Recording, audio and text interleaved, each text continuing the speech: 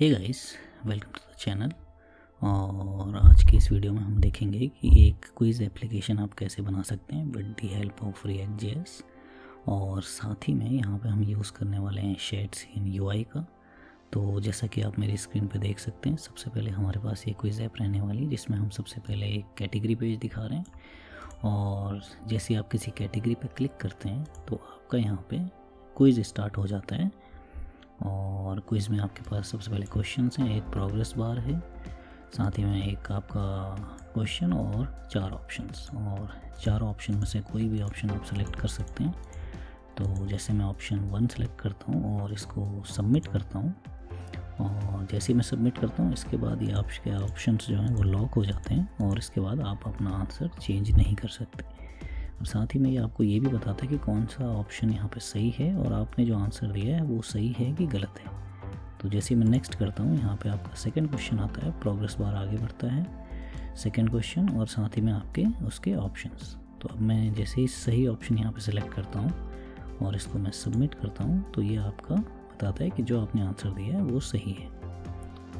और ऐसे ही आपका आगे बढ़ता है। जैसे ही मैं नेक्स्ट करता हूँ और लास्ट में सही ऑप्शन के साथ सबमिट, और जैसे ही हमारे क्वेश्चंस चारों ख़त्म हो जाते हैं और हम नेक्स्ट करते हैं तो आप देखेंगे एक कन्फेटी उसके साथ हमने कितने क्वेश्चन सही दिए और हमारा कितने पॉइंट्स हमें उसके लिए मिले क्विज़ के लिए। एक रिज़ल्ट पेज आपका बेसिक जिसके साथ बैक टू होम। और ये एप्लीकेशन जो हमने बनाई है ये आपकी यहाँ पे लाइट एंड डार्क दोनों मोड को सपोर्ट करेगी। तो आप देख सकते हैं जैसे ही आप खेलेंगे आपके प्रॉपर यहाँ पे light and dark mode support होंगे। तो बहुत ही इंटरेस्टिंग यहाँ पे एप्लीकेशन रहने वाली है। तो इसको बनाना स्टार्ट करते हैं, आइए यहाँ पे शुरू करते हैं। तो सबसे पहले चलते हैं टर्मिनल पे, और टर्मिनल पे सबसे पहले हम स्टार्ट करते हैं अपना वीट का प्रोजेक्ट।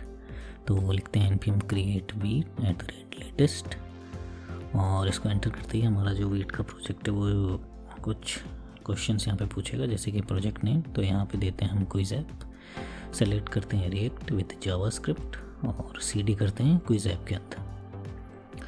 और इसके बाद हम सीधा लिख सकते हैं npm इंस्टॉल, और इसके साथ ही आपका npm इंस्टॉल स्टार्ट हो जाएगा। और हम चलते हैं आगे बढ़ते हैं टेलविंड CSS इंस्टॉल करने के लिए।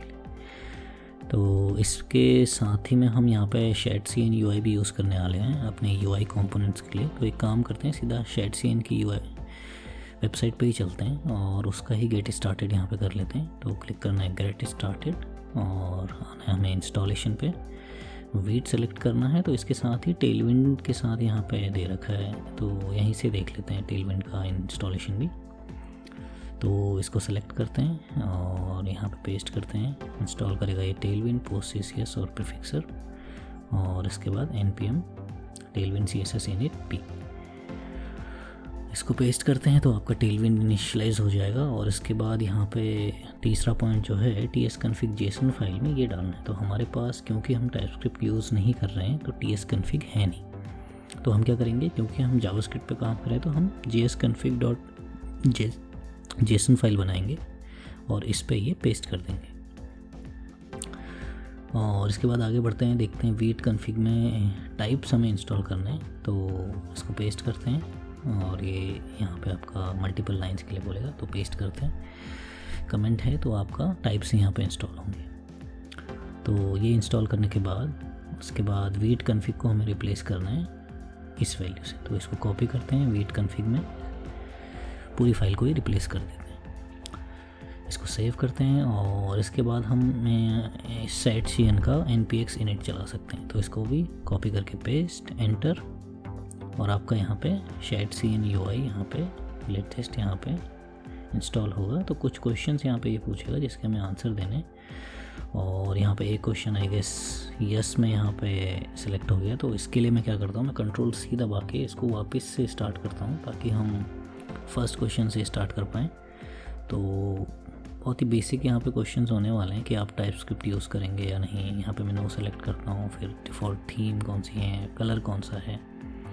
ग्लोबल CSS फाइल पे हमारे पास ऑलरेडी सोर्स के अंदर index.css फाइल है जो कि हमारी ग्लोबल CSS फाइल होती है। तो इसको मैं पाथ दे देता हूँ सोर्स में index.css, उसके बाद मैं यस करते हुए चलता हूँ। यहाँ पे टेलविंड प्रीफिक्स मुझे नहीं पता तो यस, कॉन्फ़िग फाइल ओके ठीक है, टेलविंड कॉन्फ़िग।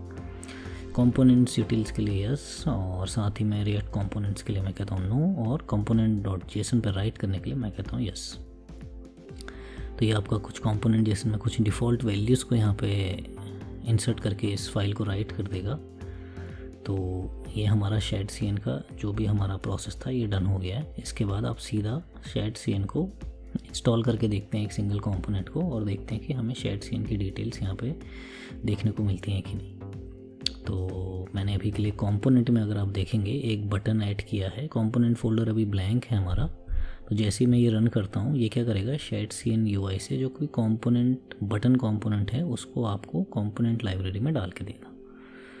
तो इसको यूज़ करते हैं, ट्राई करते हैं। हमारी app.jsx में पहले कुछ यहाँ पे मैं क्लीन कर लेता हूँ डिफ्स को, और इंपोर्ट करते हैं button from components UI button, और सीधा मैं बटन को कॉपी करके यहाँ पे पेस्ट करता हूँ। तो इसको सेव करके अब हम लिखते हैं npm run dev, और ये करते ही आपकी एप्लीकेशन रनिंग स्टेट में आ जाएगी।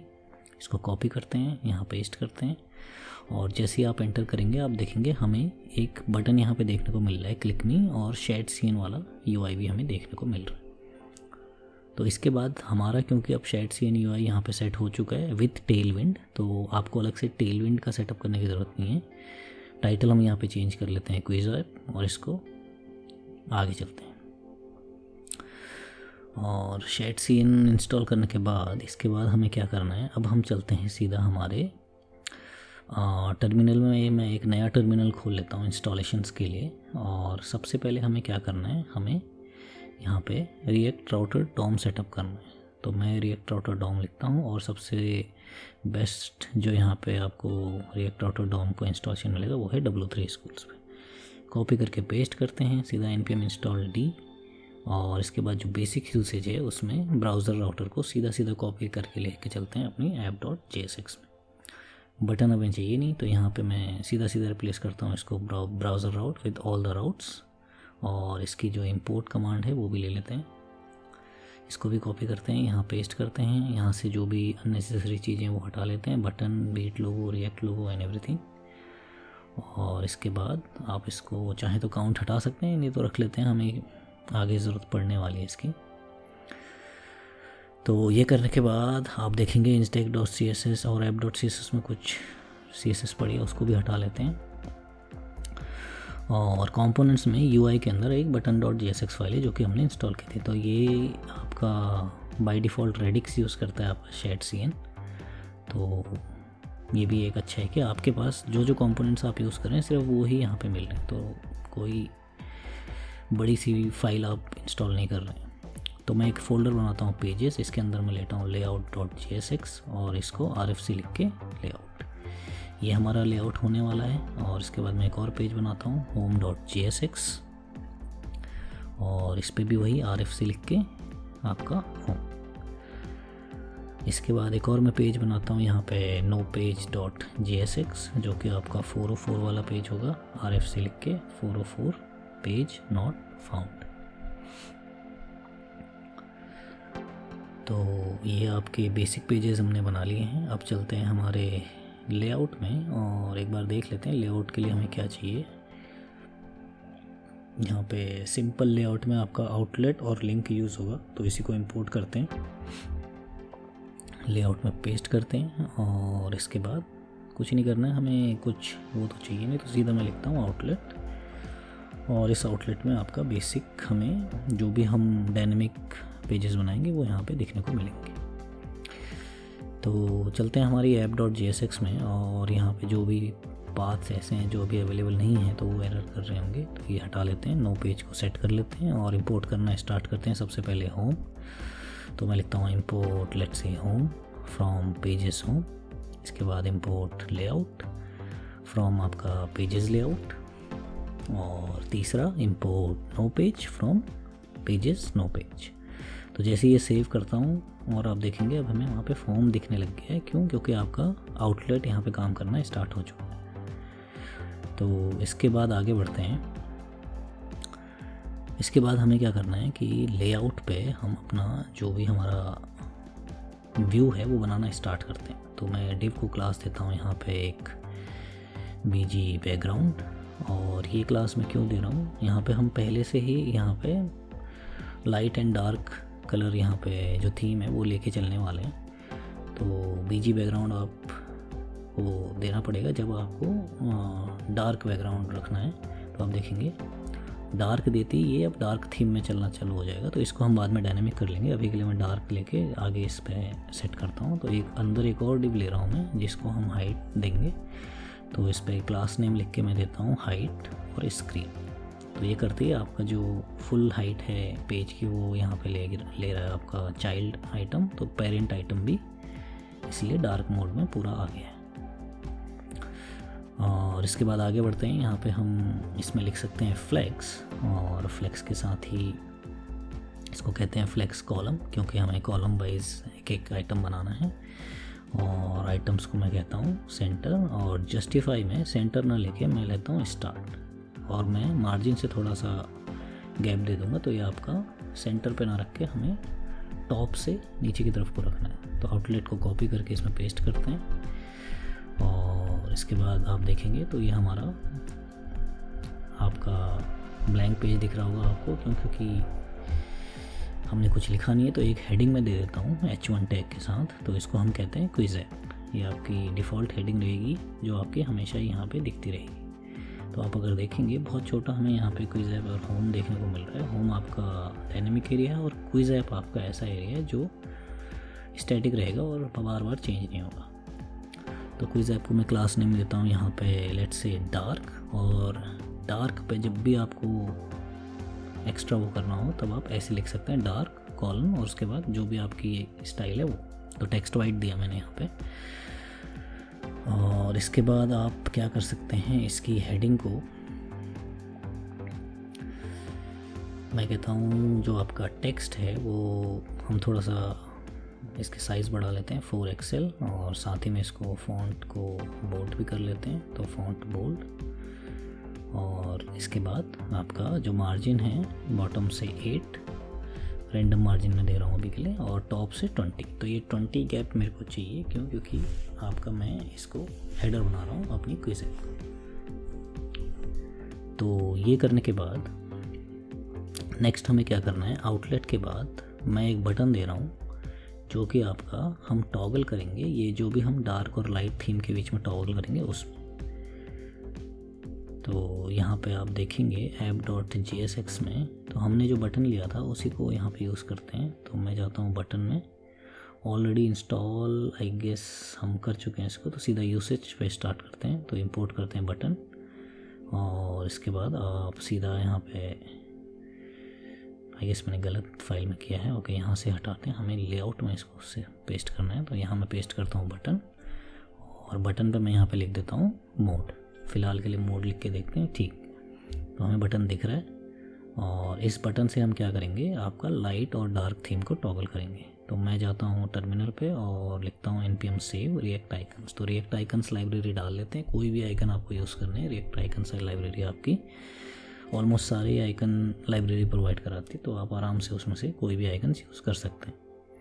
तो मैं सर्च करता हूँ रिएक्ट आइकन्स में जाके यहाँ पे डार्क। तो आप देखेंगे डार्क के हमारे पास कुछ ऑप्शंस हैं। तो आई गेस MD में यहाँ पे लेता हूँ मटेरियल डिज़ाइन के आइकन्स, और इसको इंपोर्ट करता हूँ।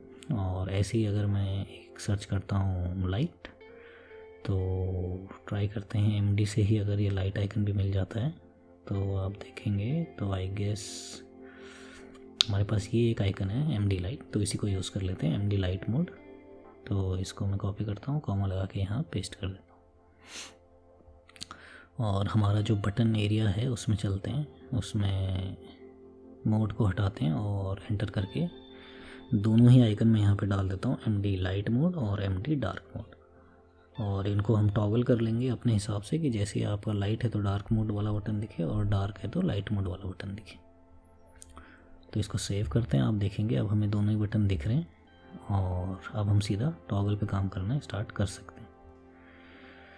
तो साइज़ में फ़िलहाल इनका दे सकता हूँ 20, और सेम साइज़ डार्क को भी दे देते हैं, डार्क मोड को भी। तो अब ये बटन थोड़ा विजिबल है। और इसके बाद आप क्या कर सकते हैं, जो इन बटन्स पे जो भी हमें फंक्शंस देने हैं उसके लिए हम क्या करते हैं, यहाँ पे चलते हैं, एक कांस्टेंट लेते हैं जो कि आपका मोड की वैल्यू को टॉगल करने के काम आएगा। तो मैं लिखता हूँ मोड, सेट मोड, और इसको हम कहेंगे यूज स्टेट, और जो इनिशियल वैल्यू होगी इसकी वो हम रख लेते हैं डार्क। और क्योंकि यूज स्टेट मैंने इंपोर्ट नहीं किया है तो इसको चलते हैं आपका, आप देखेंगे यहाँ पे एक और मैं कांस्टेंट लेता हूँ चेंज मोड इक्वल टू, और यहाँ पे एक फंक्शन होगा जो कि आपका मोड चेंज करने के काम आएगा। और यहाँ पे हम कुछ नहीं करेंगे, यहाँ पे सेट मोड कर देंगे कि अगर मोड की वैल्यू क्वेश्चन मार्क करके मैं कर रहा हूँ सेट इक्वल टू डार्क है तो हमें सेट करना है इसको ब्लैंक, नहीं तो हमें इसको दोबारा से सेट कर देना है डार्क। तो डार्क और ब्लैंक हमें ये चेंज करेंगे चेंज मोड में। और इस बटन के क्लिक पे हम इस फंक्शन को कॉल कर देते हैं कर्ली ब्रेसेस और आपका चेंज मोड फंक्शन, और इसको भी हम एफ एरो फंक्शन लगा देते हैं। तो ये आपका चेंज मोड, और यहाँ पे एक बार देख लेते हैं, आई गेस हाँ सब कुछ ठीक ही है। तो डार्क को हटा लेते हैं फ़िलहाल और इसको डायनामिक करते हैं, और यहाँ पे हम लिखते हैं डॉलर मोड और बीजी बैकग्राउंड ठीक है। इसको कंप्लीट करते हैं, सेव करते हैं और एक बार इंस्पेक्ट करके एरर भी देखते हैं। तो आप देखेंगे हमारे पास जो एरर यहाँ पे हमें देखने को मिल रहा है वो है यूज स्टेट जो अनडिफाइंड है वो। तो इसको फिक्स कर लेते हैं, रिएक्ट के बाद कॉमा ब्रैकेट में यूज स्टेट, इसको करते हैं सेव। तो आप देखेंगे अब हमारे पास हमारा डार्क एंड लाइट मोड दोनों ही चल रहा है।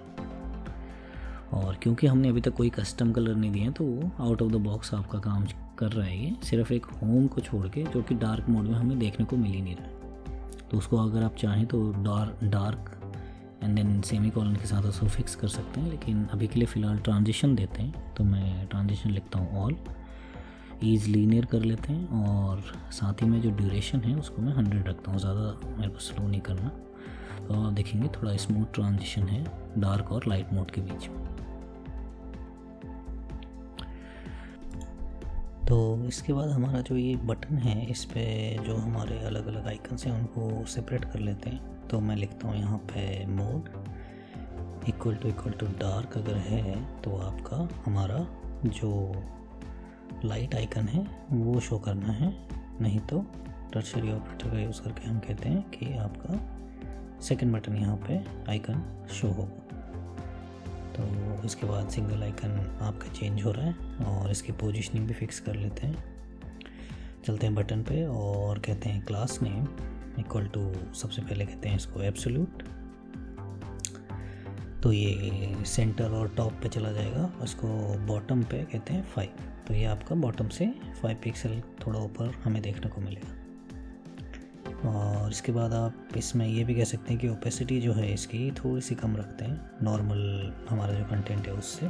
तो ये आपका क्विज़ ऐप आपका बहुत ही यहाँ पे डार्क दिखेगा और बटन हल्का सा लाइट दिखेगा।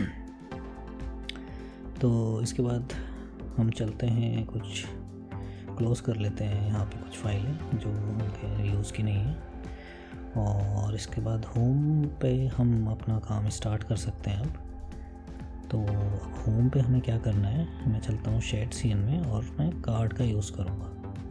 तो कार्ड का यूज़ इसलिए क्योंकि हमें लाइट एंड डार्क मोड जितना डिफ़ॉल्ट हो सके उतने आइटम्स डिफ़ॉल्ट रखने हैं, क्योंकि एक्स्ट्रा CSS वो जो डार्क करके है वो मुझे नहीं लिखनी। तो इंस्टॉल करते हैं कार्ड को और इसके बाद यूसेज में इसको इंपोर्ट को हम कॉपी करते हैं और यहाँ पेस्ट कर लेते हैं।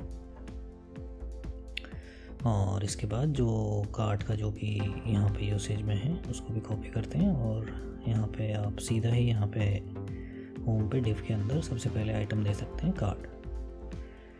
और इसके बाद हमें कार्ड को डालने के बाद जैसे ही आप सेव करते हैं और आप देखेंगे तो कार्ड टाइटल, डिस्क्रिप्शन, कंटेंट और फुटर 4 आइटम हमें कार्ड में दिख रहे हैं। और आप सीधा चल सकते हैं। कार्ड डिस्क्रिप्शन हमें नहीं चाहिए तो उसको रिमूव करते हैं। टाइटल लिखते हैं सेलेक्ट कैटेगरी टू प्ले और इसको करते हैं सेव। और यहाँ पे अब इसके बाद कंटेंट एंड फुटर पे काम कर सकते हैं। तो आप देखेंगे जैसे ही मैं इस लाइट से डार्क से लाइट मोड में आता हूँ, आपके कलर, उसका फॉन्ट का कलर अपने आप ही चेंज हो जाता है। तो ये सब क्योंकि हम डिफ़ॉल्ट आइटम से यूज़ कर रहे हैं इसलिए हो रहा है, हमने कोई भी कस्टम यहाँ पे नहीं दी है CSS। तो पी टैग की जगह मैं डिव लेता हूँ ग्रिड से, क्योंकि हमें एक ग्रिड बनानी है जो कि यहाँ पे कुछ आइटम्स होल्ड करेगी। तो विड्थ फ़िलहाल के लिए मैं 400 पिक्सल ले रहा हूँ। और यहाँ पे ग्रिड को आप कह सकते हैं ग्रिड, लेट्स से काम करते हैं। ग्रिड को विजुलाइज करने के लिए पहले उसके अंदर के कुछ आइटम्स बना लेते हैं ताकि आपकी ग्रिड अच्छे से विजुलाइज हो पाए। तो एक डिव लेता हूँ मैं फ्लेक्स और उस पर मैं लिखता हूँ cat 1। और फ्लेक्स के साथ साथ आप इस पर बॉर्डर दे देते हैं सीधा ही, ताकि हमें इसका जो बॉर्डर्स हैं वो दिखने चालू हो जाए। और इसके बाद अब आप कह सकते हो ग्रिड कॉलम, और अभी के लिए मैं 2 लेता हूँ यहाँ पे। सो ग्रिड कॉलम्स 2, तो 2 कॉलम्स। तो इसको कॉपी पेस्ट आप जैसे ही करेंगे तो आप देखेंगे ग्रिड वाइज हमें अपने आइटम्स देखने को मिल रहे हैं। इसको मैं फिर से कॉपी पेस्ट करता हूँ 2 बार और, तो आप देखेंगे ऐसा कुछ व्यू हमें यहाँ पे बनाना है। तो गैपिंग के लिए मैं कहता हूँ गैप 4। तो ग्रिड्स के बीच में एक प्रॉपर गैप देखने को मिलेगा आपको। और इसके बाद मैं चलता हूँ, मैं सीधा कैटेगरीज़ कुछ यहाँ पे पेस्ट कर लेता हूँ। तो मैं लिखता हूँ कांस्टेंट कैटेगरीज़, जो कि एक एरे रहेगा। और यहाँ पे मैं ऑलरेडी कुछ डेटा यहाँ पे पेस्ट कर रहा हूँ जो मैंने ऑलरेडी यहाँ पे बना रखा है। तो technology, nature, politics, sports, name की के साथ ये 4 कैटेगरीज हम लेते हैं। सबकी आईडीज़ डिफाइंड हैं और आइकन्स भी यहाँ पे मैंने ऑलरेडी यहाँ पे डिफ़ाइन करे हुए हैं गूगल से ढूंढ के। तो फालतू हमारी जो यहाँ पे डिव थे उनको हटा लेते हैं और सीधा इसको कैटेगरीज़ को यहाँ पे मैप करके रिपीट मोड में यहाँ पे हम कैटेगरीज़ को पॉपुलेट करते हैं। तो करली ब्रेसेस लगा के मैं लिखता हूँ कैटेगरीज डॉट मैप और साथ ही में x एंड i, और इसके बाद एरो फंक्शन, और इसके अंदर रिटर्न करते हैं इस डिव को। तो कॉपी करते हैं, पेस्ट करते हैं यहाँ पे रिटर्न, और ये आपका पेस्ट। तो अभी अगर आप सेव करेंगे आप देखेंगे सेम ही व्यू है। तो cat 1 की जगह लिखते हैं x dot, let's say span लेके x डॉट नेम। तो इसको सेव करेंगे तो आप देखेंगे technology, nature, politics and sports हमें कैटेगरीज यहाँ पे देखने को मिल रही हैं। और इसके साथ ही मैं देता हूँ img टैग, और सोर्स में हम सीधा यहाँ पे दे सकते हैं x डॉट आइकन। तो इसको सेव करने के बाद हमारे जो आइकन्स हैं वो यहाँ पे दिख रहे हैं, इमेजेस। तो इनको रिसाइज करते हैं, विड्थ हमें सेट करनी पड़ेगी। तो मैं विड्थ देता हूँ यहाँ पे, लेट्स से क्लास नेम के साथ ही देते हैं। तो विड्थ डैश ब्रैकेट के अंदर आपका 80 पिक्सल। तो ये आपके नॉर्मल साइजेस में हमें दिख रहे हैं। तो फ्लेक्स को थोड़ा सा सेट कर लेते हैं। तो फ्लेक्स बॉर्डर के बाद मैं यहाँ पे कहता हूँ फ्लेक्स सबसे पहले कॉलम, और आपका जो आइटम्स हैं उनको सेंटर, और जस्टिफाई भी यहाँ पे रहेगा सेंटर। और इसके बाद हम यहाँ पे क्या कर सकते हैं, जो आपका पैडिंग है वो रख देते हैं 3, और साथ ही में ओवर करने पे मेरे को चाहिए कि बॉर्डर जो है वो आपका ग्रे कलर के साथ थोड़ा सा मुझे डार्क दिखे। तो सेव करते ही आप देखेंगे अब हम होवर करते हैं तो हमें जो भी कैटेगरी है वो विजिबल होती है। और राउंडेड यहाँ पे ले लेते हैं साथ ही में, और राउंडेड के साथ साथ हम यहाँ पे ले सकते हैं कर्सर को पॉइंटर। तो अब आपके ये कैटेगरीज थोड़ा प्रॉपरली विजिबल हो रहे हैं। फुटर यहाँ पे हम रिमूव कर लेते हैं, तो फुटर हमें चाहिए नहीं। तो पी टैग अभी मैं हटा देता हूँ फुटर से। तो ये आपका कैटेगरीज पेज ऑलमोस्ट यहाँ पे रेडी है। तो इस कैटेगरीज के साथ हमें क्या करना है, अगर आप इसको लाइट मोड में देखेंगे तो ये हमें प्रॉपर दिख रहा है, बट डार्क मोड में थोड़ा सा हमारा बैकग्राउंड का इशू आ रहा है। तो इजी फिक्स के लिए यहाँ पे क्या कर सकते हैं, एक तो जो ग्रे कलर है उसको मैं कर लेता हूँ रेड, ताकि ये दोनों पे ही हमें प्रॉपर दिखे। तो आप देखेंगे रेड के साथ अच्छा दिख रहा है, थोड़ा डार्क और कर सकते हैं रेड को। तो उसके लिए वही मैंने जो 200 लिया है उसको आप चेंज कर सकते हैं लेट्स से 600, तो थोड़ा सा डार्क रेड, और चेंज करने पे डार्क पे भी ये आपका रेड कलर प्रॉपरली पॉप हो रहा है। अब मैं थोड़ा बैकग्राउंड इसका फिक्स करता हूँ, तो मैं लिखता हूँ BG और बैकग्राउंड के अंदर मैं लिख रहा हूँ RGB और कलर मैं दे रहा हूँ वाइट 252525 और साथ ही मैं ओपेसिटी दे रहा हूँ 0.5। तो ये आपका विजिबल डार्क मोड में थोड़ा सा अच्छा विजिबल कर रहा है आइकन्स को, क्योंकि आइकन्स हमारे सारे ब्लैक कलर में, और वाइट पे आपका जो नॉर्मल है उस पर तो ठीक लग ही रहा है। तो इस डिव को अब मैं चेंज कर रहा हूँ लिंक में, क्योंकि हमें इसके क्लिक पे नेक्स्ट पेज पे ले जाना है, और 2 पे नेक्स्ट पेज का URL फ़िलहाल दे रहा हूँ, जो कि हमारा होगा यहाँ पे क्विज़ पेज। तो इसको /quiz लिख देते हैं। ये पेज अभी विजिबल आपका है नहीं, अवेलेबल है नहीं, तो इसलिए यहाँ पे ये एरर मारेगा। इंपोर्ट कर लेते हैं लिंक को, तो इसको लिखता हूँ मैं इंपोर्ट लिंक फ्रॉम रिएक्टर ऑटोडॉम। तो सेव करते ही आपका वापस आ जाएगा, और क्लिक करेंगे अगर आप इसमें तो ये आपका एक क्विज पेज पे जा रहा है, जो कि अवेलेबल अभी फ़िलहाल नहीं है, इसलिए 404 पेज नॉट फाउंड। तो चलते हैं इस पेज को बनाना स्टार्ट करते हैं। मैं चलता हूँ पेजेस में और नया पेज में बोलता हूँ quiz.jsx, इसमें कि हम लिखेंगे RFC, और आपका यहाँ पे चलते हैं हमारा कार्ड का, जो भी हमारा कार्ड है वही मैं यहाँ पे होम से उठा के क्विज़ में ले जा रहा हूँ। तो पहले इसको इंपोर्ट करते हैं।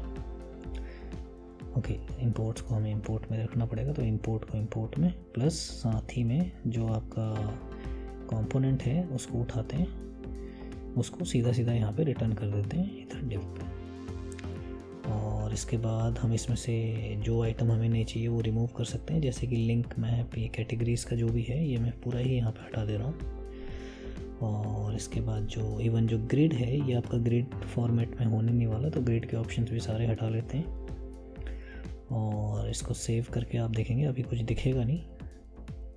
मैं चलता हूँ इसके बाद आपका होम पे, और इवन चलते हैं app.jsx में, और इस पेज को करते हैं इंपोर्ट। इसका जो पाथ है वो फिक्स करते हैं, तो इंपोर्ट क्विज, और नो पेज को कॉपी पेस्ट करते हैं, और पाथ चेंज करते हैं /quiz, और इस पे एलिमेंट कहते हैं हमें चाहिए क्विज। तो ये जैसे ही आप सेव करते हैं आप देखेंगे क्विज एलिमेंट पे सेलेक्ट कैटेगरी टू प्ले वाली हेडिंग हमने छोड़ी थी, तो यही आपको देखने को मिल रहा है अभी। तो यहाँ पे कार्ड टाइटल चेंज करते हैं, सेलेक्ट कैटेगरी टू प्ले हटाते हैं, यहाँ पे लिखते हैं क्वेश्चन 1 out of 4। तो ये पहला क्वेश्चन जो हम दिखाएंगे कि हर क्वेश्चन पे ये वैल्यू चेंज होगी। तो इसका क्लास नेम देके मैं कहता हूँ कि जो टेक्स्ट का जो फॉन्ट का जो साइज़ है वो आप कम करिए, तो text.sm, तो ये ज़्यादा छोटा हो गया, आई गेस मीडियम हम रख सकते हैं, तो text-md। तो आई गेस ये काफ़ी है, text-md रखते हैं इसको। और कंटेंट के अंदर हम क्या कर सकते हैं, सबसे पहले डिज़ाइन करते हैं हमारा जो क्वेश्चन एरिया होने वाला है उसको। तो मैं एक क्वेश्चन सीधा ही एक क्वेश्चन यहाँ पे रिपीटेबल जो कंपोनेंट होने वाले हैं क्वेश्चन वो ले लेता हूँ, ताकि हमें यहाँ पे उसको रिपीट ना करना पड़े। और I guess pages even components में नहीं बनाना चाह रहा, इसलिए मैं नया फोल्डर ही बना देता हूँ शेयर्ड नाम से, और इसके अंदर शेयर्ड कंपोनेंट हमारा होने वाला है, तो question.jsx। यहाँ पे वही आपका RFC लिखते हैं और यहाँ पे लिखते हैं क्वेश्चन। तो इसको सेव करते हैं, और इसके बाद आपका यहाँ इसको इंपोर्ट कर लेते हैं, इधर लिखते हैं import question from shared question. तो ये आपका क्विज वाला पेज है, और इधर पे सेव करने के बाद आप देखेंगे तो हमारा क्वेश्चन, और अंदर जो है वो आपका क्वेश्चन टेक्स्ट जो कि हमारा क्वेश्चन से आ रहा है। तो इसको सेट करने के बाद हम क्या कर सकते हैं, अब हम हमारा जो क्विज़ है उसमें क्विज़ की वैल्यू बनाना स्टार्ट करते हैं। तो मैं कहता हूँ constant quiz equal to array, और इसके अंदर मैं कुछ वैल्यूज़ पेस्ट करता हूँ जो कि हैं टेक्स्ट, जो कि क्वेश्चन जो होने वाला है वो, उसके बाद उसके ऑप्शंस, 4 ऑप्शंस एक एरे के फॉर्म में, और उसका एक आंसर जो कि 4 ऑप्शंस में से एक होने वाला है। तो बहुत ही सिंपल अभी रखते हैं फ़िलहाल के लिए, और इसी पे हम मैप करेंगे, और इसके अंदर हम अपने क्वेश्चंस को कॉल करेंगे। तो मैं लिखता हूँ क्विज डॉट मैप और वही आपका x विथ i, तो x, i और साथ ही में एरो फंक्शन, और इस एरो फंक्शन के अंदर आपका इस क्वेश्चन को हम पेस्ट कर देते हैं और इसको करते हैं सेव। और हमने रिटर्न नहीं लगाया तो यहाँ पे लगाते हैं रिटर्न, तो ये आपका रिटर्न करता है क्वेश्चन। तो आपको चारों क्वेश्चन अब यहाँ पे देखने को मिलेंगे। तो हम क्या करते हैं, क्वेश्चन में डेटा पास करते हैं। तो मैं लिखता हूँ डेटा इक्वल टू, यहाँ पे वो डेटा रहेगा x और की पास कर देते हैं, की रहेगी i। तो इस क्वेश्चन पे डेटा पे हम x पास कर रहे हैं जो कि आपका रिपीटेबल डेटा है। तो यहाँ पे ये करेगा प्रॉप्स रिसीव, तो लिखते हैं प्रॉप्स, और जो डिव है जहाँ पे हम क्वेश्चन लिख रहे हैं वहाँ पे हम सीधा यहाँ पे इसको क्लास नेम देते हैं फ्लेक्स और इसको बोलते हैं फ्लेक्स कॉलम। और अंदर फ़िलहाल देखने के लिए एक डायनेमिक वैल्यू के साथ हम इसको सेट करके देखते हैं कि हमारी जो क्वेश्चन का जो टेक्स्ट है वो हमें देखने को मिल रहा है कि नहीं मिल रहा है। तो उसके लिए हमें क्या करना है, हमें यहाँ पे लिखना है एक p टैग के साथ फ़िलहाल एक कर्ली ब्रेसेस और साथ ही में props dot data dot text. तो इसको जैसे ही आप सेव करेंगे आप देखेंगे हमारे चारों क्वेश्चन हमें यहाँ पे देखने को मिल रहे हैं। फ़िलहाल के लिए मैंने डमी क्वेश्चन लिए हैं। तो चारों क्वेश्चन आने के बाद अब हम इसको आगे डिज़ाइन कर सकते हैं। तो p टैग क्योंकि क्वेश्चन है तो हमें टेक्स्ट की जो वैल्यू है वो बढ़ानी पड़ेगी। तो टेक्स्ट 3 ऑफ एक्सेल में लिखता हूँ जो कि मेरे हिसाब से ठीक है। और इसके बाद नेक्स्ट हमें क्या करना है, इसके जो मार्जिन है बॉटम में उसको मैं 4 देता हूँ, थोड़ा गैप चाहिए क्वेश्चन के बाद। और इसके बाद हम सीधा ऑप्शंस को मैप करना स्टार्ट करते हैं। तो मैं लिखता हूँ प्रॉप्स डॉट डेटा और उसके अंदर जो ऑप्शंस हैं वो उस पर मैप, और ब्रैकेट के अंदर वही आपका x और i और आपका कर्ली ब्रेसेस। और इसके अंदर हम क्या कर सकते हैं, रिटर्न कर सकते हैं एक डिव जिसके अंदर आपका हम ऑप्शंस की वैल्यू को शो कराएंगे। तो डिव रिटर्न करने के बाद यहाँ पे मैं लिखता हूँ आपका लेट्स से कर्ली ब्रेसेस के साथ एक स्पैन लेते हैं, कर्ली ब्रेसेस के साथ लिखते हैं x, और x में ही अभी वैल्यू है आपके ऑप्शंस की। तो इसको सेव करके जैसे आप देखेंगे तो आप देखेंगे क्वेश्चन और उसके बाद उसके ऑप्शंस हमें यहाँ पे दिख रहे हैं। और इसके बाद आप क्या कर सकते हैं, सबसे पहले काम करते हैं हम ऑप्शंस जो हमने एक्स्ट्रा आ रहे हैं, अभी चारों क्वेश्चन हमें दिख रहे हैं तो एक ही क्वेश्चन हमें देखना है एक बार में। तो मैं एक कांस्टेंट ले रहा हूँ क्वेश्चन और सेट क्वेश्चन, जो कि क्वेश्चन की वैल्यू यहाँ पे दिखाएगा कि कौन सा क्वेश्चन अभी विजिबल है क्विज के अंदर। तो यूज स्टेट और पहली वैल्यू में रखता हूँ 1 बाय डिफ़ॉल्ट। और अब यहाँ पे क्या हम कर सकते हैं, इफ़ कंडीशन एक लगाते हैं जिसमें हम कहते हैं अगर क्वेश्चन की वैल्यू इक्वल टू है i के, i हमारी इंक्रीमेंटल वैल्यू है जो कि मिलेगी मैप से हमको, और इस पे +1 हम कर देंगे क्योंकि ये 0 से स्टार्ट होगी। तो अगर क्वेश्चन की वैल्यू ये है तो ही आप रिटर्न करिए जो भी क्वेश्चन है वो। तो इससे होगा क्या, क्वेश्चन की वैल्यू सबसे पहले 1 होगी तो पहला क्वेश्चन दिखेगा, फिर हम जैसे ही इस क्वेश्चन को सबमिट करेंगे तो क्वेश्चन की वैल्यू हम 2 कर देंगे और उसके बाद सेकेंड क्वेश्चन दिखेगा। तो ऐसे ऐसे ही हमारा एक ही क्वेश्चन एक बार में दिखेगा। इसके बाद चलते हैं दोबारा हमारे question.jsx में और हमारा जो ऑप्शंस हैं उनको डिज़ाइन करना चालू करते हैं। तो अभी के लिए एक ब्लैंक स्पैन है ये, इस पर हम क्या कर सकते हैं, इसके ऊपर जो डिव है इसको पहले सेट कर लेते हैं। तो रिटर्न डिव और यहाँ पर मैं लिखता हूँ की वैल्यू i क्योंकि मैप के अंदर है, और क्लास नेम मैं देता हूँ यहाँ पे सबसे पहले इसको बॉर्डर। आप देखेंगे अभी हमें नॉर्मल दिख रहे हैं तो हमें ऐसे ही रखने, वैसे इसमें ज़्यादा कुछ करना नहीं है।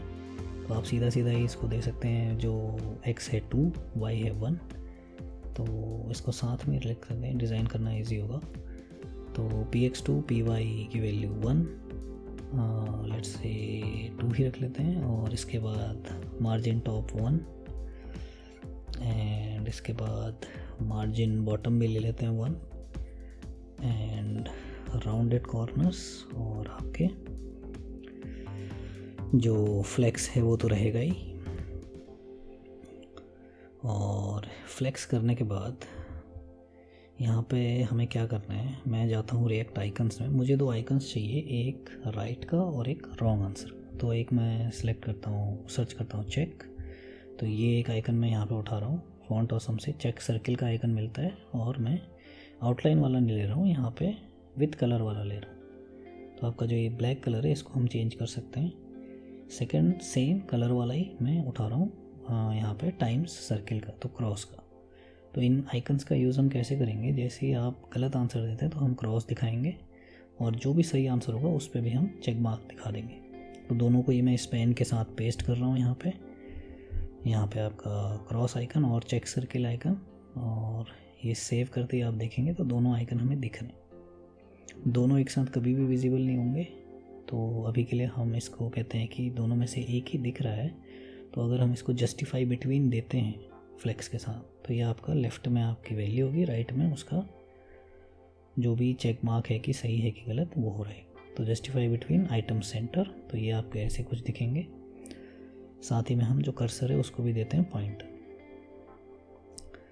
तो ये देने के बाद आप देखेंगे कि हमारा एक आइकन को जैसे ही मैं कमेंट करता हूँ तो ये एक्चुअल में व्यू ऐसा आने वाला है, दोनों में से एक ही आइकन दिखेगा।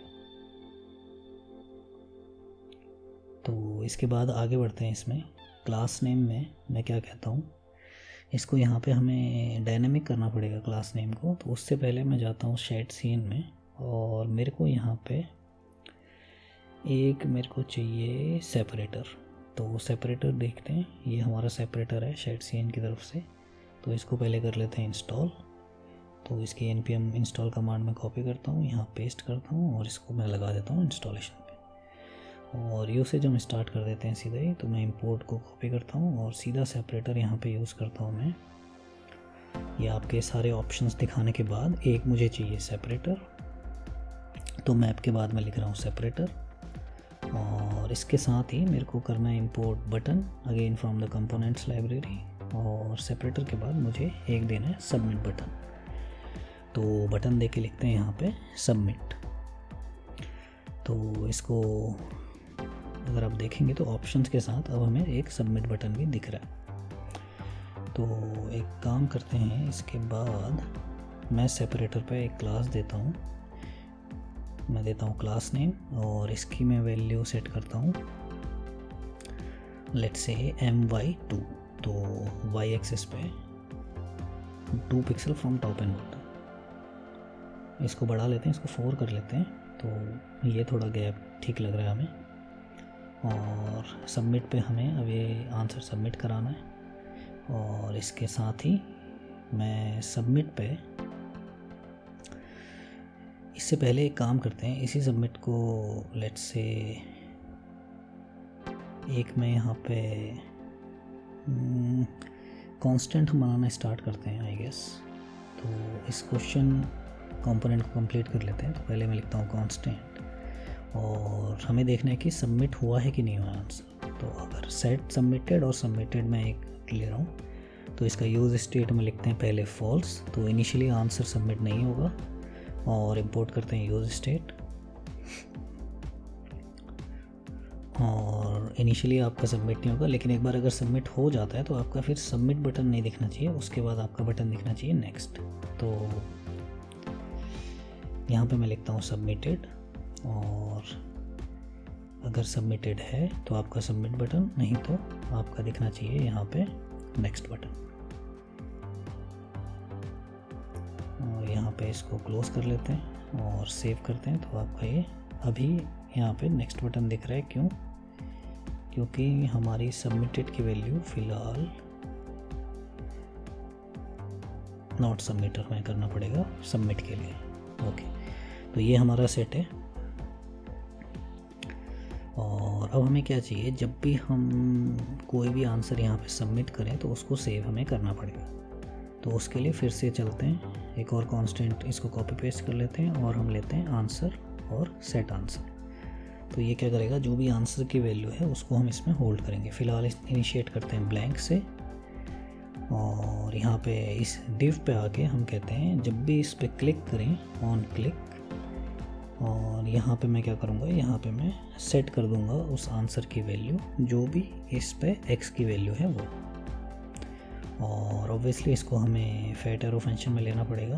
तो फैट एरो फंक्शन, तो ये आपका सेट आंसर यहाँ पे सेट कर दिया हमने।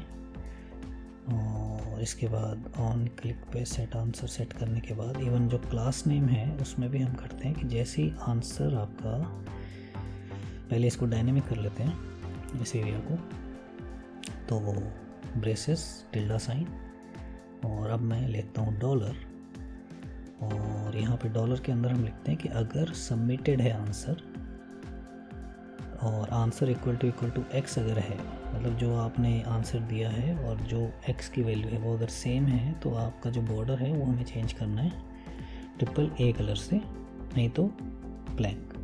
तो जैसे ही मैं अब सिलेक्ट करता हूँ तो बॉर्डर चेंज हो रहा है, जो कि ये बता रहा है कि आपने कौन सा आंसर यहाँ पे सिलेक्ट किया है। तो यही आपका आंसर की वैल्यू ये सेट हो रही है जैसे ही आप इस पर क्लिक करते हो।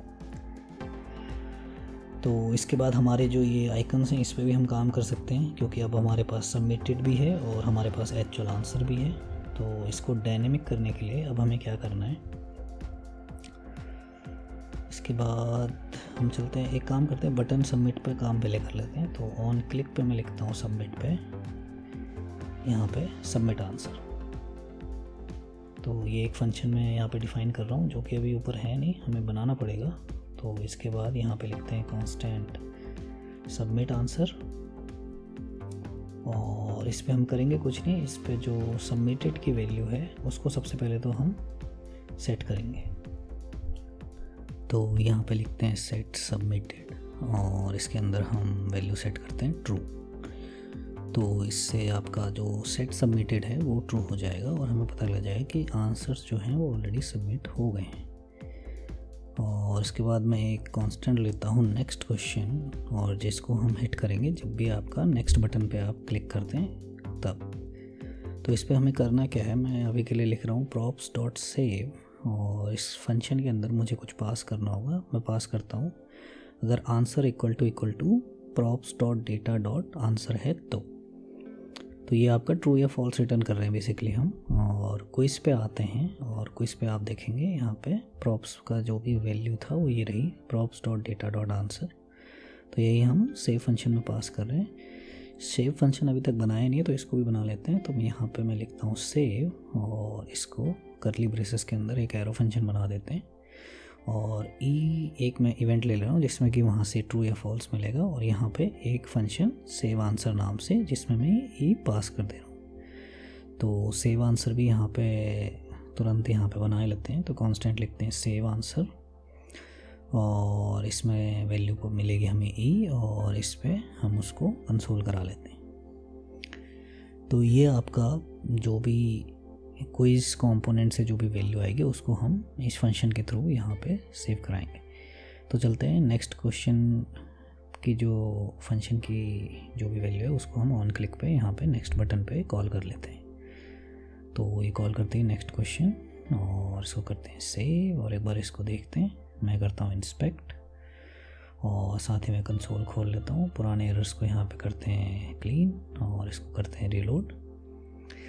और जैसे मैं ऑप्शन 1 सिलेक्ट करके यहाँ पे सबमिट करता हूँ और इसके बाद नेक्स्ट करता हूँ, तो आप देखेंगे हमें फॉल्स यहाँ पे देखने को मिल रहा है, क्योंकि फर्स्ट क्वेश्चन का आंसर ऑप्शन 1 नहीं है।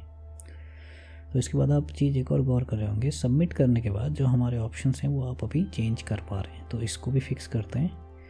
एक बार अगर आपने आंसर सबमिट कर दिया उसके बाद आप अपना आंसर चेंज नहीं कर सकते। तो उसके लिए हम क्या करेंगे, जो ये ऑन क्लिक पे जो सेट आंसर हम कर रहे हैं इसको हम टर्शरी पे ऑपरेटर लगा के यहाँ पे डायनेमिक कर लेते हैं। यहाँ पे लिखते हैं सबमिटेड अगर है तो submitted equal to question mark, तो सीधा ही चेक हो जाएगा क्वेश्चन मार्क के साथ। अगर सबमिटेड है तो ब्लैंक, नहीं तो आप सेट आंसर करें x। तो अब जैसे आप देखेंगे, जैसे मैं सबमिट करता हूँ उसके बाद मेरे क्लिक करने पे ये आंसर चेंज नहीं हो रहा है। तो इससे ये चीज़ फिक्स हो गई आपकी। उसके बाद हमारे ये जो आइकन्स हैं इनको भी हम एक बार फिक्स कर ही लेते हैं। तो मैं लिखता हूँ अगर सबमिटेड है तो आप यहाँ पे एक फंक्शन और लेते हैं हम, मैं कहता हूँ चेक आंसर, और इस पे फ़िलहाल भेजिए आप x की वैल्यू। और अगर ये चेक आंसर की वैल्यू है ट्रू तो आपका यहाँ पे ये वैल्यू दिखेगी FA टाइम सर्किल। ओके, यहाँ पे ट्रू की जगह फॉल्स ले लेते हैं क्योंकि टाइम सर्किल जब भी आपका आंसर गलत है तब दिखेगा। तो ऐसे ही ये मैं नीचे भी वैल्यू सेट कर लेता हूँ। तो इस पे भी वही, आप अगर सबमिटेड की वैल्यू अगर सबमिटेड है और आपका अगर चेक आंसर की वैल्यू फॉल्स है तो आपका चेक सर्किल दिखेगा। तो इसके बाद चलते हैं इस चेक आंसर फंक्शन को बनाने। तो मैं लिखता हूँ कांस्टेंट चेक आंसर। तो ये क्या करेगा, आपका आंसर को चेक करके बताएगा कि आपका आंसर सही है कि गलत है, आपने कैसा आंसर दिया है। तो यहाँ पे चेक आंसर फंक्शन जो भी है, यहाँ पे एक वैल्यू हम भेज रहे हैं x, जिसको यहाँ हम ले लेते हैं एज ए वैल। और सीधा मैं इफ़ फंक्शन यहाँ पे लगाना स्टार्ट करता हूँ। मैं लिखता हूँ इफ़ अगर जो वैल्यू है उसकी वैल्यू आंसर के इक्वल है जो आपने आंसर दिया है वो, और जो वैल्यू है वही एक्चुअल में सही आंसर भी है, तो props dot data dot answer. तो अगर ये है तो हमें क्या रिटर्न करना है, यहाँ पे हमें ट्रू रिटर्न करना है और चेक आइकन दिखाना है। तो इसी को कॉपी पेस्ट करता हूँ और मैं कहता हूँ कि अगर जो वैल्यू है उसकी वैल्यू आंसर के इक्वल है लेकिन जो वैल्यू है वो सही आंसर नहीं है, तो आप रिटर्न करो फॉल्स। तो ये हो गया। इसके बाद एक केस और बनता है जब हम ट्रू रिटर्न करेंगे कि आपने जो आंसर दिया वो आंसर गलत है लेकिन well not equal to answer and well equal to जो आपका एक्चुअल आंसर है वो। तो इस केस में भी आप रिटर्न करेंगे ट्रू। ये वो क्वेश्चन है जिसका हमने आंसर गलत दिया है, तो उसमें दो आइकन हमें दिख रहे हैं, तो इसलिए तीनों को मैंने अलग अलग इफ़ में रखा है। तो इसको सेव करते हैं और एक ट्राई करते हैं। तो मैं पहले क्वेश्चन का आंसर देता हूँ ऑप्शन 1। तो आप देखेंगे क्रॉस और चेक आइकन दोनों आ रहे हैं, हमने कुछ गलत किया है यहाँ पे। तो एक बार मैं चेक कर लेता हूँ वेल आंसर, ये तीनों वैल्यूज़ यहाँ पे ठीक हैं। नीचे देखते हैं, नीचे कुछ हमने प्रॉब्लम, शायद नीचे कहीं पे हमने ट्रू फॉल्स की वैल्यू सेट नहीं करी है ढंग से, इसलिए ये एरर आ रहा है। तो पहली कंडीशन सही है, दूसरी भी सही है, यहाँ पे तीसरी कंडीशन भी मेरे को ठीक ही लग रही है। तो नीचे अगर आप देखेंगे तो हमने दोनों की ही वैल्यू इक्वल टू कराई है फॉल्स से, तो लास्ट वाली वैल्यू चेक वाली यहाँ पे इक्वल टू होगी ट्रू की। तो वो अब आप देखेंगे ऑप्शन 1 जैसे हमने दिया था क्रॉस, और जो सही आंसर है वो भी यहाँ पे देखने को मिल रहा है सेकेंड वाला।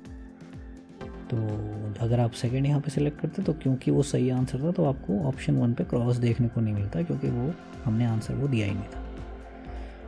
तो ये 3 कंडीशन सेट होने के बाद अभी जो आपको कंडीशन दिख रही है ये है आपकी ये वाली, सबसे लास्ट वाली जो लगी है वो है ऑप्शन 2 पे, और जो क्रॉस वाली है वो है सेकेंड कंडीशन। तो ऐसे ये कंडीशंस यहाँ पे काम करेंगे और आपका एक बहुत ही एलिगेंट यहाँ पे जो विजिबल हमें दिख रहा है क्रॉस आइकन्स के साथ कि कौन सा आंसर सही है कौन सा आंसर गलत, उसका यहाँ पे लुक बनाएंगे। तो कलर भी एक सेट कर लेते हैं। तो टाइम सर्किल का कलर हम रखेंगे रेड, और जो चेक सर्किल है उसका कलर यहाँ पे रखते हैं ग्रीन। तो अब आपके नॉर्मल कलर के साथ यहाँ पे आपको देखने को मिलेंगे। और एक बार ये हमारा सेट हो जाता है, इसके बाद हम चलते हैं आगे, और आगे हमें क्या करना है, यहाँ पे चलते हैं क्वेश्चन पे। तो क्वेश्चन पे हमने कॉल किया था यहाँ पे आप देखेंगे नेक्स्ट को। तो नेक्स्ट पे हमें क्या करना है, यहाँ पे क्विज पे आके जो हमने अभी कंसोल करा रखा है इसके आगे यहाँ पे सेव आंसर को सेट करना स्टार्ट कर सकते हैं।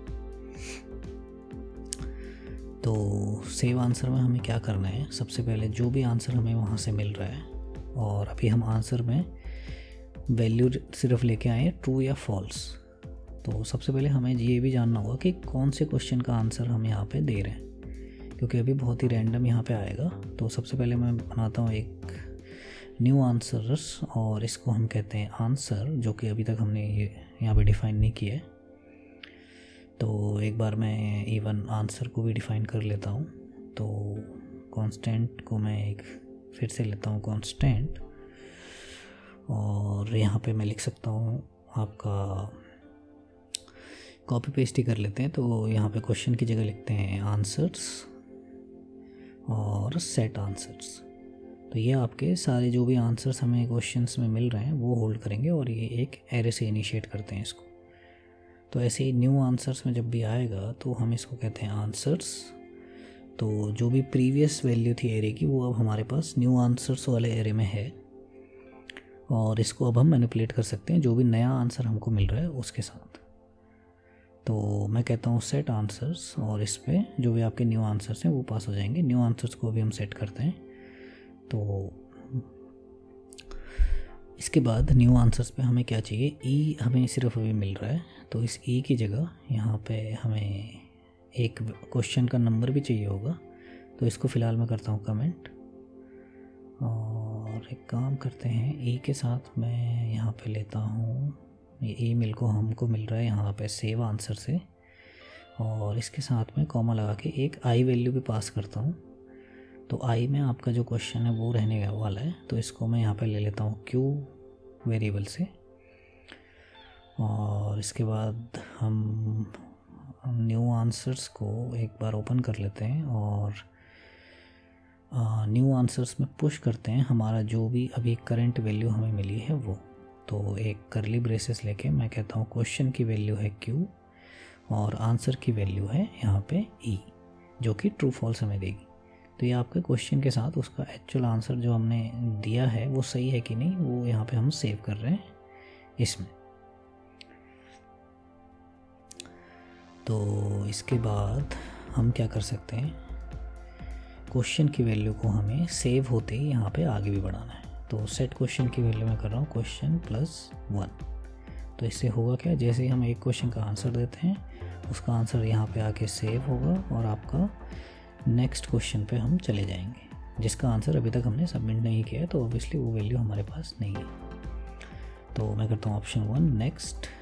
तो आप देखेंगे यहाँ पे कुछ एरर हमें आया है तो कंसोल करते हैं। तो आप देखेंगे answers is not defined. Okay, हमने टाइपो किया एक, तो इसको मैं लिखता हूँ आंसर्स, करते हैं सेव और इसके बाद ऑप्शन 1 सबमिट। तो आप देखेंगे हम सेकंड क्वेश्चन पे आए, उसको भी मैं सबमिट करता हूँ। थर्ड को सबमिट किया, फोर्थ को सबमिट किया, नेक्स्ट किया। तो आपका यहाँ पे ब्लैंक हो जाता है क्योंकि 4 क्वेश्चन के बाद हमारे पास क्वेश्चंस हैं ही नहीं। तो इसके चेक्स भी यहाँ पे कुछ लगा लेते हैं। तो मैं कहता हूँ सेव आंसर करने के बाद अगर आपका इफ़ लेके हम कहते हैं क्वेश्चन अगर स्मॉलर है क्विज़ की लेंथ से, तब तो आप क्वेश्चन की जो वैल्यू है उसको बढ़ाइए। तो सेट क्वेश्चन +1। लेकिन जैसे ही ये वैल्यू इक्वल हो जाती है उसके बाद हमें पता है कि आगे कोई क्वेश्चन है नहीं, तो हमें यहाँ पे रोकना है इसको और कोई वैल्यू हम यहाँ पे सेट कर सकते हैं जिसको हम कहेंगे यहाँ पे लेट्स से अभी के लिए मैं कहता हूँ सेट क्विज डन। तो हमें यहाँ पे एक वैल्यू लेनी है जिसके अगेंस्ट में हम चेक लगा के बोलेंगे कि जो क्विज़ है वो कंप्लीट हो चुका है। तो इसके लिए अगेन यूज़ स्टेट का यूज़ करेंगे। तो कांस्टेंट में यहाँ पे फिर से लेता हूँ और कांस्टेंट हम लेते हैं quiz let's say done and set quiz done. और इसकी जो इनिशियल वैल्यू है वो हम यूज़ स्टेट के साथ इनिशिएट कर देते हैं फॉल्स से। तो अभी कोई इनिशियल वैल्यू फॉल्स है, इसका मतलब ये क्विज़ अभी ख़त्म नहीं हुआ है जब इनिशियल स्टार्ट होगा। और अगर ये क्वेश्चन की वैल्यू इक्वल टू हो जाती है क्विज़ डॉट लेंथ की, तो मैं कह रहा हूँ जो क्विज़ है वो डन की वैल्यू मैं कर दे रहा हूँ ट्रू। और एक बार क्विज़ डन की वैल्यू ट्रू हो गई तो इसके बाद हम अपने चेक्स लगा सकते हैं। जैसे कि उसके बाद मुझे क्वेश्चंस नहीं दिखाने, तो मैं सीधा ले सकता हूँ कि अगर क्विज़ डन नहीं है तो ही आप क्विज़ मैप करिए। जैसे क्विज़ डन हो जाता है हम इससे बाहर आ जाएंगे और हम अपना दूसरा एक एरिया बनाते हैं जिसमें हम कहते हैं क्विज़ डन एंड और साथ ही में डिव। तो जैसे ही क्विज़ डन की वैल्यू ट्रू होगी हमें ये वाला डिव विजिबल होना स्टार्ट हो जाएगा। तो इस डिव में लिख सकते हैं हम सीधा कि यहाँ पे आप शो रिज़ल्ट करिए। तो इसको करते हैं सेव और एक बार इसको फिल करते हैं। रैंडमली मैं यहाँ पे आंसर दे रहा हूँ। तो 4 लेट्स से सबमिट नेक्स्ट, और लास्ट में 2 सबमिट नेक्स्ट, और यहाँ पे आप देखेंगे हमारा लास्ट जो डिव है वो हमें शो रिज़ल्ट वाला देखने को मिल रहा है। तो इसके बाद इस रिज़ल्ट डिव पे भी हम काम स्टार्ट कर सकते हैं अपना। आई गेस लेट्स से इस क्वेश्चन की वैल्यू पहले तो चेंज करते हैं, यहाँ पे लिखते हैं क्वेश्चन और लास्ट में ले देते हैं क्विज डॉट लेंथ। तो question divided by quiz dot length, जो कि आपका यहाँ पे हेडिंग बनाएगा हमारे कार्ड के टाइटल की। और इसके बाद ये आपका मूव भी होना चाहिए। तो आप देखेंगे जैसे ही 2 सेकेंड क्वेश्चन आता है 2, थर्ड आता है तो थर्ड, और ऐसे ही सो ऑन। तो इसको करने के बाद इसके बाद हम जो रिज़ल्ट डिव है या तो उस पर काम कर सकते हैं, या फिर हम एक काम करते हैं, एक नया कांस्टेंट लेते हैं जिसको हम कहते हैं स्कोर। तो एक्चुअल में ये वो वैल्यू है जो हमें फाइनल रिज़ल्ट के तौर पे दिखानी है। तो स्कोर को मैं अभी के लिए यूज़ स्टेट में डिफ़ाइन कर रहा हूँ 0 से।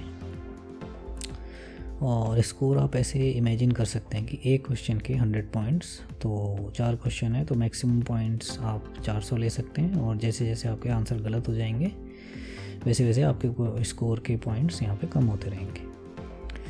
तो स्कोर हमें कब बढ़ाना है, जब भी ई की वैल्यू यहाँ पे ट्रू मिलती है तो मैं सेट स्कोर कर देता हूँ स्कोर की वैल्यू जो प्रीवियस है वो प्लस उसमें 1। तो स्कोर कुछ नहीं है, मैं राइट आंसर्स का एक वैल्यू लेके चल रहा हूँ। बाकी आगे जाके हम इसको एक्चुअल जो मल्टीप्लायर है जो कि 100 रहेगा स्कोर की वैल्यू दिखाने के लिए वो करेंगे। तो यहाँ पे इस डिव में लिखते हैं रिज़ल्ट, और फ़िलहाल के लिए मैं इसमें करली ब्रेसेस के साथ लिख देता हूँ जो आपका स्कोर है वो, और इसको करते हैं सेव, और एक बार इसको रन करते हैं। Second okay, fourth cross, third cross, first okay. और अगर आप देखेंगे तो 2 आंसर मैंने सही दिए हैं, तो उसका आंसर आ रहा है रिज़ल्ट 2। और इसके बाद हम क्या कर सकते हैं, अब मैं बनाता हूँ एक और कांस्टेंट, और इसको मैं कहता हूँ पॉइंट लेट्स से पर यहाँ पे क्वेश्चन। तो पर क्वेश्चन मैं कह रहा हूँ 100 पॉइंट्स हम यहाँ पे पहले कांस्टेंट लेके चलते हैं, और इसको मैं स्कोर से इंटू कर देता हूँ फाइनल रिज़ल्ट के लिए। तो हम इससे क्या कर पा रहे हैं, दोनों ही चीज़ ट्रैक पर कर पा रहे हैं। एक तो पॉइंट्स आपके यहाँ पे हम दिखा पा रहे हैं 100, 200, 300, और साथ ही में कितने आंसर सही दिए हैं हम इसको भी यहाँ पे ट्रैक कर पाएंगे एक सिंगल वैल्यू से। तो इसके बाद जो हमारा फाइनल जो रिज़ल्ट पेज है उसको थोड़ा डिज़ाइन कर लेते हैं। अब इतना बेसिक नहीं रख सकते रिज़ल्ट, सिर्फ रिज़ल्ट दिखा के। तो इस डिव पे सबसे पहले मैं कहता हूँ कि एक एक्स्ट्रा यहाँ पे लेते हैं हेडिंग, जिसमें हम कहते हैं सबसे पहले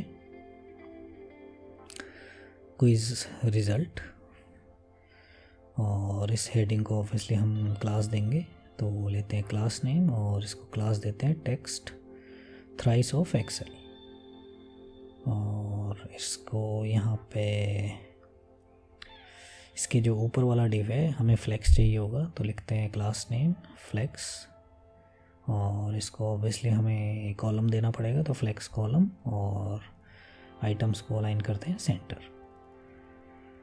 तो क्विज रिज़ल्ट दिखाने के बाद अब इसके बाद हम यहाँ पे लगा सकते हैं सेपरेटर अपना। तो सेपरेटर का मैं ये कॉपी करता हूँ इंपोर्ट, और इसको पेस्ट करता हूँ यहाँ, और इसके बाद सीधा यहाँ पे हम लिख सकते हैं सेपरेटर। और इसको मैं जैसे ही सेव करता हूँ तो यहाँ पे कुछ टाइप हमने सेपरेटर में किया, तो एक काम करते हैं यहीं से कॉपी करते हैं और यहाँ पे मैं इसको पेस्ट कर देता हूँ। तो आपका यहाँ पे सेपरेटर देखना चालू हो जाएगा, और इसकी वैल्यू फ़िलहाल के लिए मैं ले सकता हूँ ट्रू, ताकि हम रिज़ल्ट पेज पे ही रहें। तो सेपरेटर देने के बाद इसको फिर से मैं क्लास नेम देता हूँ यहाँ पे, लेट्स से my2, तो y एक्सिस से 2 या फिर लेट्स से 4। तो सेपरेटर लगाने के बाद इसके बाद हम क्या कर सकते हैं, हमें यहाँ पे चाहिए एक हेडिंग, और लेट्स से इसको मैं कहता हूँ 200। ये आपका एक्चुअल स्कोर होगा नंबर्स में जो हम दिखाएंगे। तो टेक्स्ट 4 एक्सेल, या फिर लेट्स से 5, 6 आई गेस बहुत ज़्यादा हो जाएगा, तो इसको 5 ही रखते हैं फ़िलहाल के लिए। तो इसको अभी डायनेमिक करेंगे हम, अभी फ़िलहाल के लिए इसको लेके चलते हैं आगे। और इस हेडिंग के बाद हमें चाहिए एक नॉर्मल स्पैन लेते हैं, जो कि कुछ नहीं, हमें यहाँ पे सिर्फ पॉइंट्स दिखाना है। तो इसको स्पैन लेके लिखते हैं पॉइंट्स, तो जो भी पॉइंट्स होंगे वो, और इसको भी क्लास देते हैं let's say text twice of Excel, और थोड़ा सा मार्जिन दे देते हैं, तो मार्जिन टॉप कहते हैं इसको 4। और इसके बाद हम क्या कर सकते हैं, यहाँ पे एक और या तो डिव ले सकते हैं या फिर स्पैन। तो मैं फ़िलहाल स्पैन ही लेता हूँ। यहाँ पे एक टेक्स्ट हम लिखेंगे कि जितने क्वेश्चन आपके सही हैं वो, तो मैं यहाँ पे लिखता हूँ 2 out of 4 questions are correct with exclamation mark. तो इस पे भी वही क्लास नेम आपका, और क्लास नेम में हम कहेंगे टेक्स्ट ट्वाइस ऑफ एक्सेल। और एक काम करते हैं, इस स्पैन को यहाँ पे ना रख के हम सेपरेटर के तुरंत बाद यहाँ पे देते हैं। तो ये आपका कोई रिज़ल्ट रहने वाला है। और इसके बाद मार्जिन टॉप थोड़ा दे देते हैं इसको, और आई गेस यहाँ पे जो स्कोर है, ये जो रिज़ल्ट है, इसको अब चीज़ें डायनेमिक करते हैं थोड़ा। तो एक मैं लाइब्रेरी यहाँ पे ढूंढता हूँ एनिमेटेड नंबर्स के लिए, तो एनिमेटेड नंबर्स रिएक्ट। तो हमें क्या चाहिए, हमें ये वाली लाइब्रेरी यूज़ करनी है, रिएक्ट एनिमेटेड नंबर्स। तो हमें चाहिए क्या, हमें चाहिए कि जो भी हमारा स्कोर है वो एनिमेट होके यहाँ पे आए हमारे पास। तो एक बार देखते हैं हमारी कौन सी लाइब्रेरी यहाँ पे यूज़ करनी चाहिए, एक बार ये भी चेक कर लेते हैं। तो ये एक्चुअल में आई गेस काम कर जाएगी, लेकिन फिर भी हम ट्राई करेंगे जो प्रीवियस हमने देखी, आई गेस वही लाइब्रेरी मेरे को ठीक लग रही है। तो इसको क्लिक करते हैं,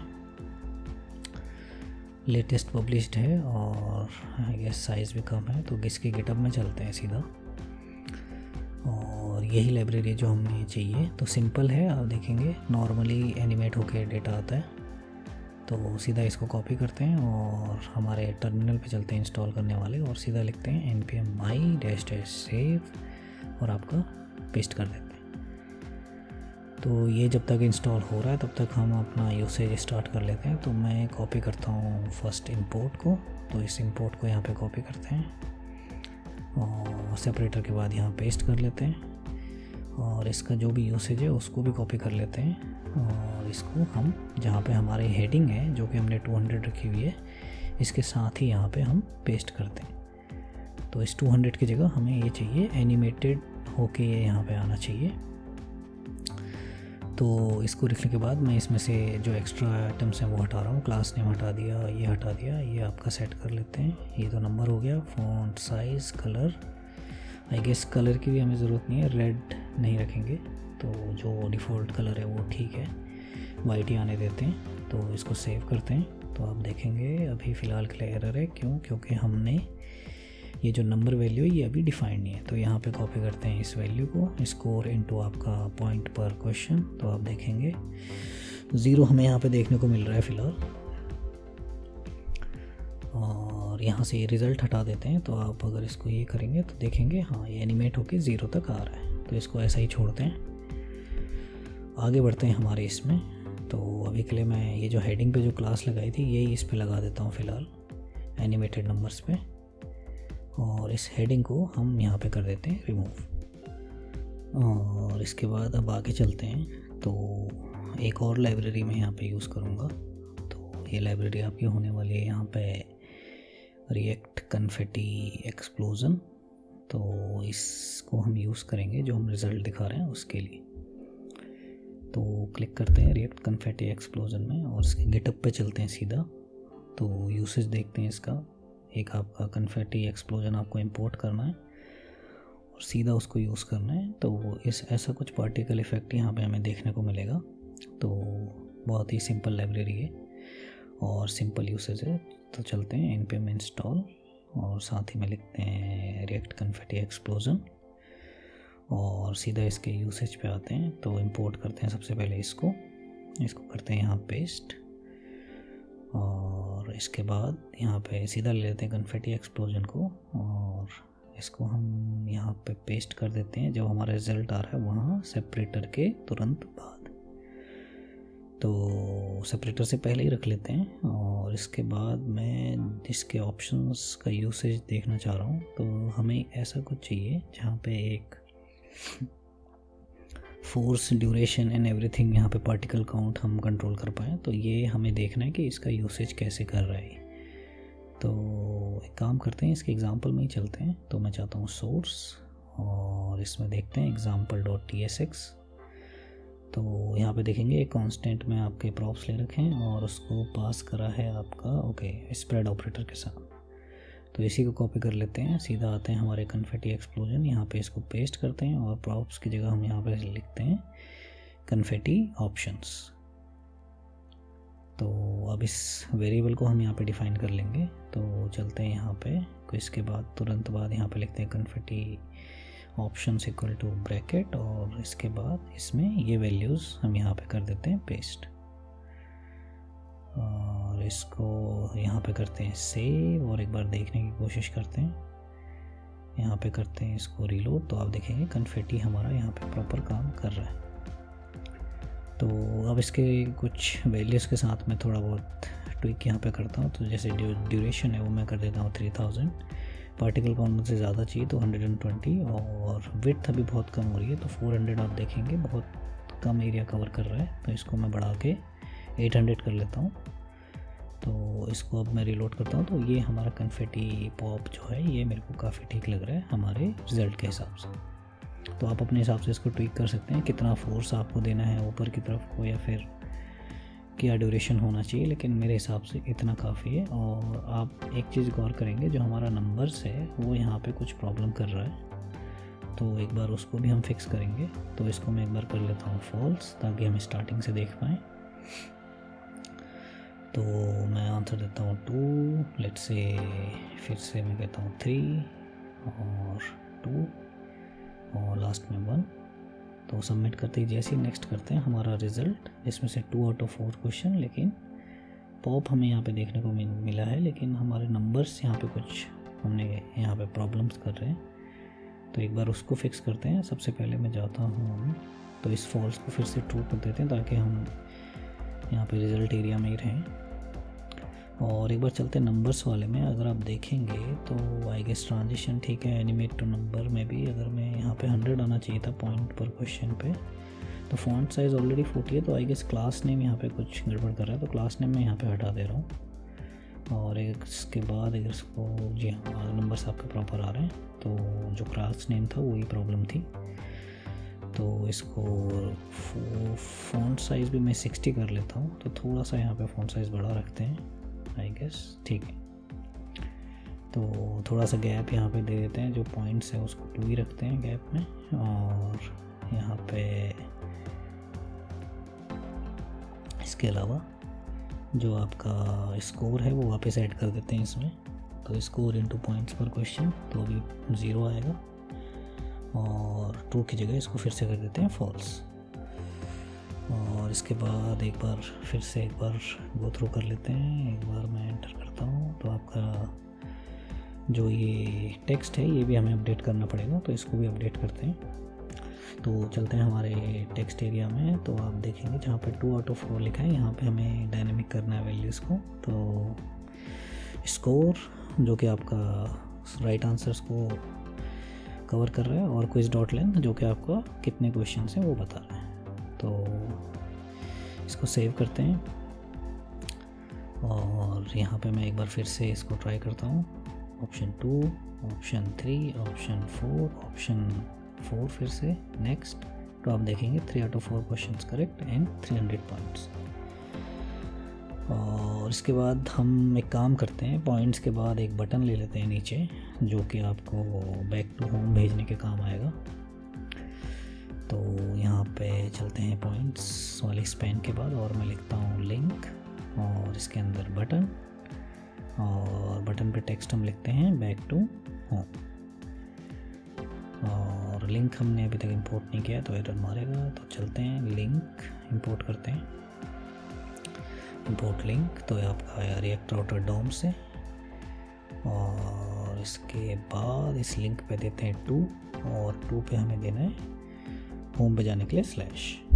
तो ये जो आप जहाँ हम कैटेगरी शो करा रहे थे ये वही पेज था। तो एक बार सबमिट करते हैं, ये आपका रिज़ल्ट आया 300 पॉइंट्स। और क्वेश्चंस पे यहाँ पे हमें थोड़ा काम करना पड़ेगा। तो एक मैं जा रहा हूँ शेड सीन पे, एक प्रोसेस भी हमारे पास है जिसको हम यूज़ कर सकते हैं। तो ये मैं चाह रहा हूँ कि हम इस प्रोसेस को दिखाएं कि आप क्विज़ कितना खेल लिया है हमने, उसके लिए हम इसको प्रोसेस को दिखाते हैं। तो इसको मैं करता हूँ npm i के साथ यहाँ पे npx इंस्टॉल, और उसके बाद यूसेज के लिए इंपोर्ट यहाँ पे कॉपी करता हूँ और इसको मैं पेस्ट कर रहा हूँ कार्ड टाइटल के साथ। तो प्रोग्रेस वैल्यू 33, और यहाँ पे क्लास इसको मैं दे देता हूँ क्लास नेम इक्वल टू, यहाँ पे क्लास देते हैं इसको लेट्स से h2, और इसको मैं करता हूँ यहाँ पे सेव, और इसको देखते हैं। तो आप देखेंगे क्वेश्चन, और पहले क्वेश्चन पे है तो हमें वो 25% भरा हुआ दिख रहा है। और अभी वैल्यू स्टैटिक है, तो हाइट पहले सेट करते हैं। हाइट 3 पिक्सल में रख रहा हूँ इसकी ब्रैकेट में, और जो मार्जिन बॉटम है वो मैं दे रहा हूँ 5, और ओपेसिटी थोड़ी रख लेते हैं इसकी, ओपेसिटी मैं कह रहा हूँ 60%। तो ये आपका हमारा सही है। तो वैल्यू पे अब जब जाते हैं, वैल्यू पे हमें क्या करना है, एक्चुअल में जो क्वेश्चंस हैं वो उसको इनटू करता हूँ मैं 100 से, और डिवाइड कर देता हूँ जो भी क्वेश्चन की लेंथ है उससे। तो ये आपका एक्चुअल में परसेंटेज निकालने का फॉर्मूला है बेसिक। तो कितना परसेंट आपका हो गया है, तो पहले क्वेश्चन पे 25%, जैसे ही मैं दूसरे पे जाता हूँ वो 50 पे रहेगा, तीसरा देता हूँ तो 75, चौथा देता हूँ तो 100। तो ये आपका एक प्रोग्रेस मीटर यहाँ पे हमने एक रेडी कर दिया, और रिज़ल्ट पे ये दोनों ही आइटम हमें नहीं दिखने चाहिए।